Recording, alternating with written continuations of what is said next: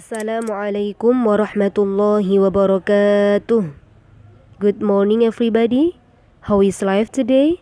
Let's open our lesson today by reciting basmalah together. Bismillahirrahmanirrahim. Well class, do you still remember what did we study in the previous meeting? Apakah adik-adik masih ingat apa yang sudah kita pelajari di pertemuan sebelumnya? Yes, good. It's about simple present, exactly in verbal sentence. Nah, kita sudah belajar tentang apa? Simple present, tepatnya kalimat yang verbal. Apakah masih ingat kalimat verbal itu yang kayak gimana? Ya, kalimat verbal adalah kalimat yang subjeknya melakukan pekerjaan. Misalnya apa ya? Oke, saya minum segelas susu. Mereka menyapu kelas. Dan lain sebagainya. Oke adik-adik, masih ingat ya? Kalau subjeknya I, you, we, dan they itu menggunakan verb apa? Ya, verb 1. Kalau subjeknya he, she, dan it menggunakan verb apa? Yes, verb s atau is. Nah, di sini adik-adik ada yang bingung. Kapan kita menggunakan s? Kapan kita menggunakan is? Nah, ada kata-kata tertentu yang harus ditambahkan s atau is. Hari ini kita akan belajar tentang penambahan s atau is. Selamat belajar. Oke, kita akan belajar tentang penambahan s atau is. Nah, verb apa saja yang harus ditambahkan is ataupun s? Oke. Verb yang ditambahkan s atau is itu kalau subjeknya adalah he, she, it, dan name of person tunggal. Nah adik-adik, apa itu name of person tunggal?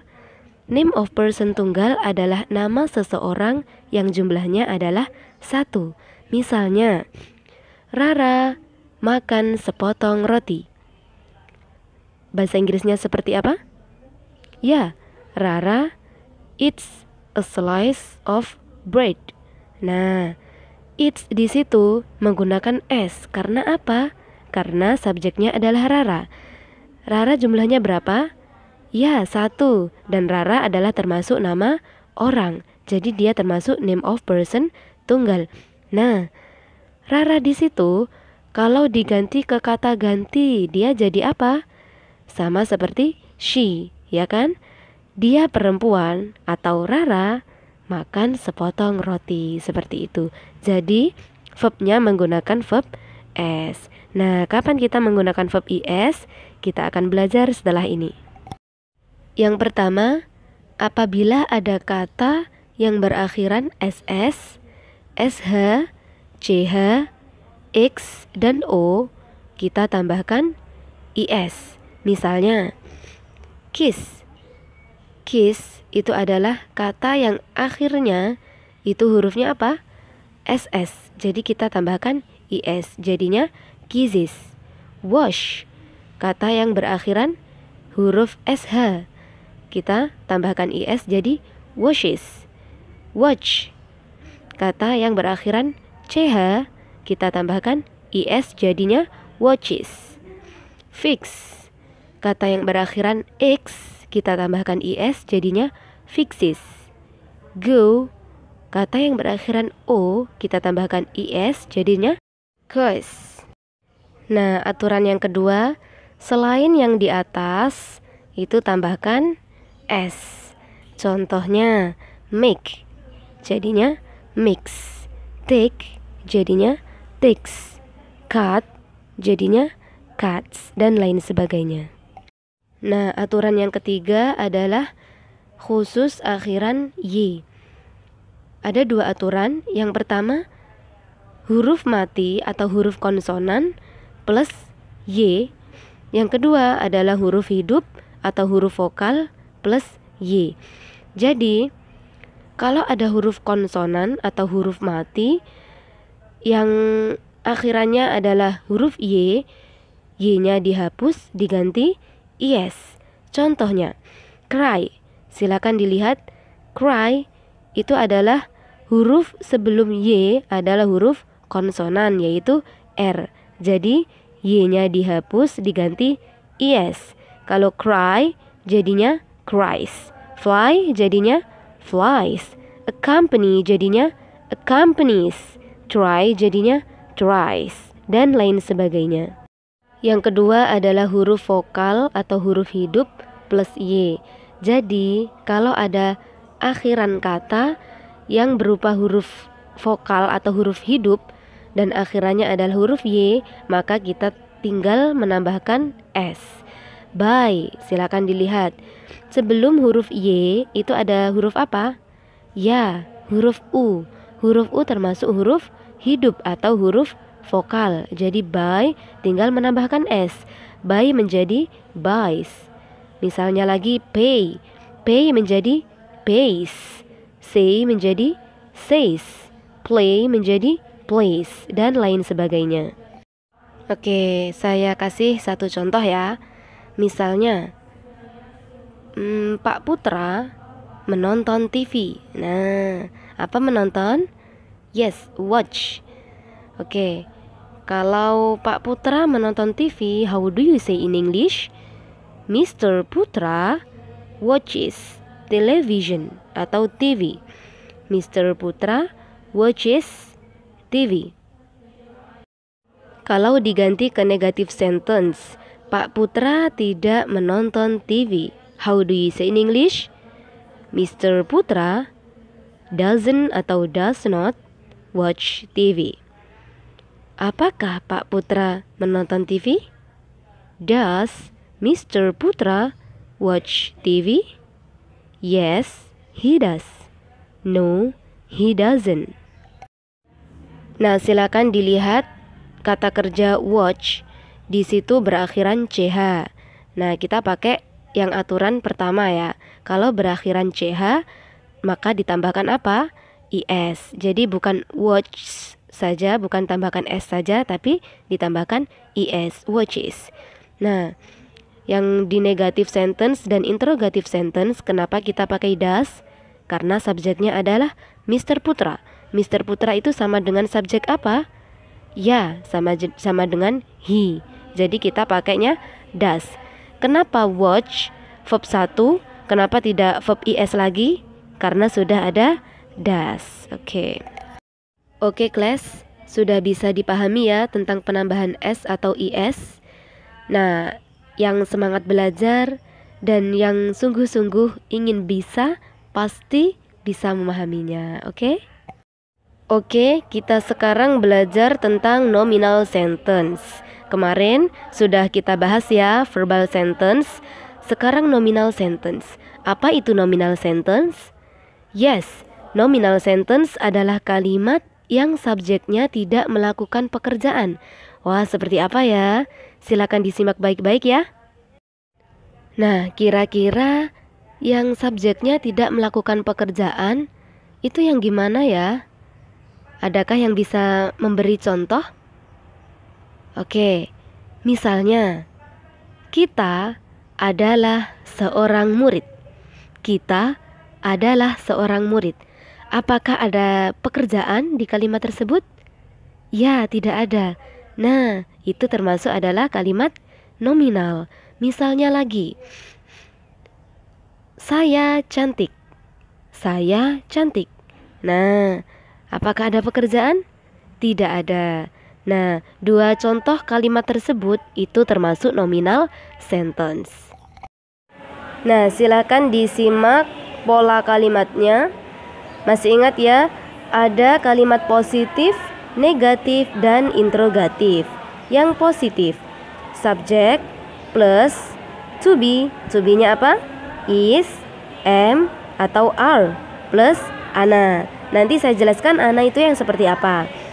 Yang kalimat negatif, subjek plus to be, is, am, atau are plus not. Jangan lupa pakai not. Karena apa? Karena kalimat negatif plus ana. Yang interrogatif, to be-nya ditaruh di depan, is, am, atau are plus subjek plus ana. Dan jangan lupa tambahkan tanda tanya. Karena apa? Karena kalimat tanya.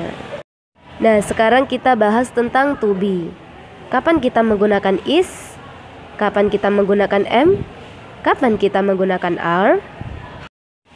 Kalau is itu digunakan saat subjeknya adalah he, she, dan it. Kalau am digunakan saat subjeknya apa? Yes, I. Kalau are digunakan saat subjeknya you, we, dan they. Nah, sekarang kita membahas tentang Ana. Apa sih Ana? Ada yang tahu? Oke, Ana teman sekelas saya. Ana tetangga saya. Ana teman sekamar saya. Ya, itu semua benar. Tapi dalam nominal sentence ini kita membahas singkatan dari Ana. A yang pertama adalah adjective, N adalah noun, dan A yang terakhir adalah adverb. Oke adik-adik, masih ingat ya adjective itu apa? Ya, adjektif adalah kata sifat. Oke, sampean pasti sudah tahu ya. Contoh-contohnya adjektif itu apa saja? Ada handsome, ada beautiful, ada rich, kaya, dan lain sebagainya. Nah, seperti yang saya sebutkan tadi, contohnya yang di awal tadi adalah apa? Saya cantik. Nah, gimana ya bahasa Inggrisnya? Gimana? Pakai to be apa? Ya, pakai to be am. I am beautiful. I sebagai apa? Subjek. Am sebagai to be. Kenapa pakai am? Karena subjeknya adalah I. Dan beautiful sebagai adjective. Contoh yang kedua yang saya sebutkan di awal tadi, itu apa? Kita adalah seorang murid.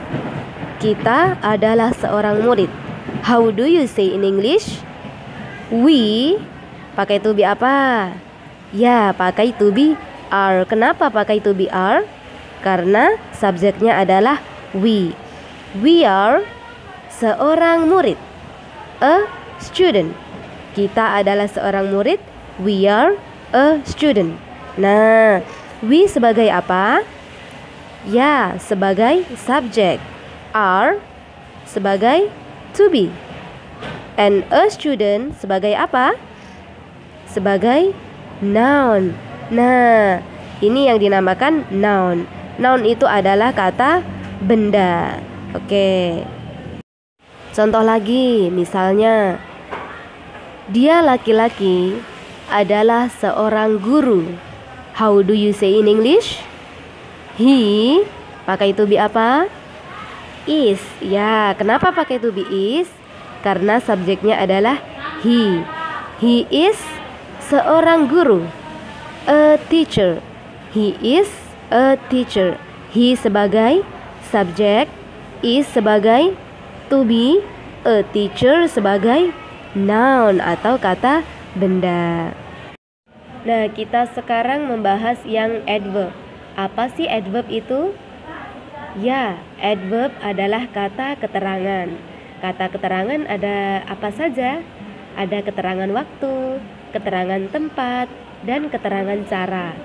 Contohnya gimana ya? Contohnya saya kasih contoh keterangan tempat. Misalnya, kamu berada di depan kelas. How do you say in English? You pakai to be apa? Ya, pakai to be are. Kenapa pakai are? Karena subjeknya adalah you. You are berada di depan kelas. You are in front of the class. You are in front of the class. Kamu, you sebagai apa? Subjek, are sebagai to be, in front of the class sebagai adverb. Nah, adverb ini termasuk adverb of place atau keterangan tempat. Bisa dipahami? Oke, silahkan disimak dan dipelajari beberapa contoh nominal sentence berikut. Silahkan dipelajari.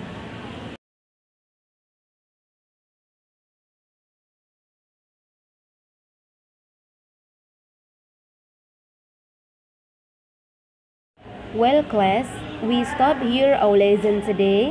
Kita akhiri pembelajaran hari ini. Semoga kita semua mendapatkan ilmu yang manfaat barokah. Amin. Let's close our lesson today by reciting Hamdalah together. Alhamdulillahirabbil alamin. And the last I say goodbye. Nice to meet you. Assalamualaikum warahmatullahi wabarakatuh.